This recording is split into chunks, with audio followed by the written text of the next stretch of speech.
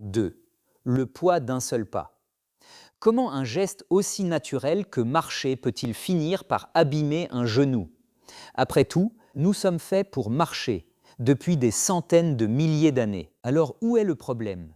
Le problème, ce n'est pas la marche, c'est la façon dont les forces traversent ton genou.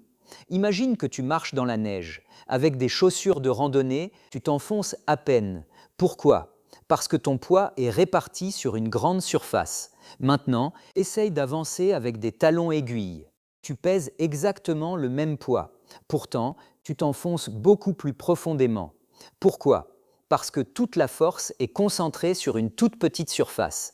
Ton genou obéit exactement au même principe. À chaque pas, il supporte plusieurs fois le poids de ton corps. Heureusement, un genou en bonne santé répartit cette charge sur une grande partie de son cartilage. Chaque zone travaille un peu, aucune ne travaille trop. Mais imaginons maintenant qu'à cause d'une mauvaise posture, d'un pied qui s'affaisse, d'un manque de force musculaire ou simplement d'une façon de marcher qui s'est installée au fil des années, les forces ne passent plus exactement au bon endroit. La différence peut être infime, quelques millimètres, quelques degrés, rien que tu puisses ressentir. Et pourtant, ce sont toujours les mêmes zones du cartilage qui encaissent un peu plus de pression que les autres. Un seul pas ne changera rien. 100 pas non plus. Même 10 000 pas aujourd'hui ne suffiront probablement pas. Mais souviens-toi de la corde. Ce n'est jamais un seul mouvement qui pose problème. C'est un mouvement légèrement imparfait, répété des millions de fois. Le corps essaye alors de s'adapter. Les muscles compensent, l'articulation continue de fonctionner. Tu ne remarques rien.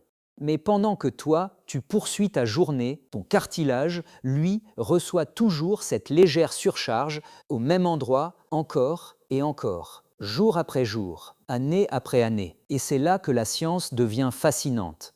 L'arthrose n'est pas seulement une maladie liée au vieillissement, elle est aussi le résultat de toute l'histoire mécanique de ton articulation. En quelque sorte, tes genoux gardent la mémoire de chacun de tes pas. Ils se souviennent de la façon dont tu marches bien mieux que toi. Mais une question demeure. Comment savoir si notre manière de marcher est en train d'user nos genoux avant que la douleur n'apparaisse?